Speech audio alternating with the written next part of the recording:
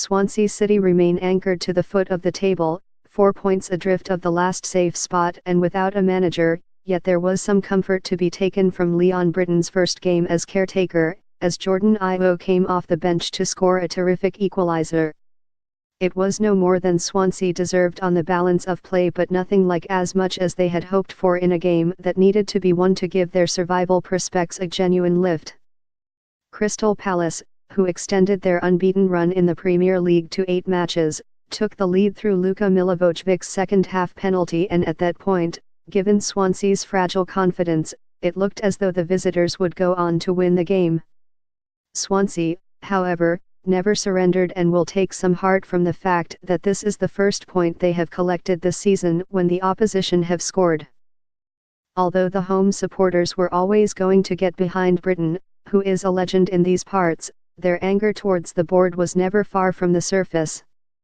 They turned on Hugh Jenkins, who has used his programme's notes to hit back at criticism of his reign as chairman, other members of the board and the American owners at various stages of the game.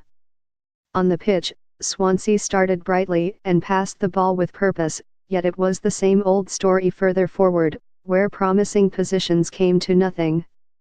Luciano Narsing, tumbling to the ground under a challenge from Jeffrey Schlupp, appealed in vain for a penalty in the 11th minute, but otherwise Palace looked fairly comfortable defensively and much more menacing than Swansea whenever they attacked. Swansea were their own worst enemy at times and gifted Palace 2 opportunities. Federico Fernandez was at fault for the first, losing possession inside his own half and giving Wilfried Zaha the chance to set Andros Townsend free in the inside left channel.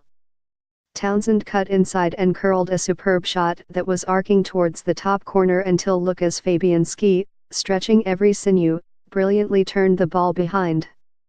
Ruben Loftus-Cheek went close from a similar position. His shot was only inches wide and Zaha should have scored later in the first half but ended up getting booked instead.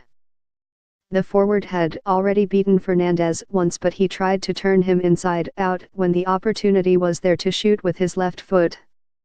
Fernandez, lying on the floor, somehow managed to head the ball away from Zaha, whose lunge on Alfie Mawson to try to retrieve the situation led to him picking up a yellow card.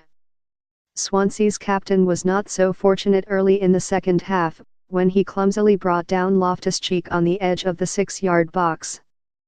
Craig Pawson had no option but to point to the spot, and Milivojevic nonchalantly converted, stroking the ball down the middle as Fabianski flung himself to his right. Swansea finally registered a shot on target moments later, when Tammy Abraham's close-range effort was repelled by Julian Speroni at the near post, a chance that the striker never connected with particularly well as he hit the ball into the ground. The home team, to their credit, kept probing despite being behind and got their reward when Ayew equalized with a splendid shot.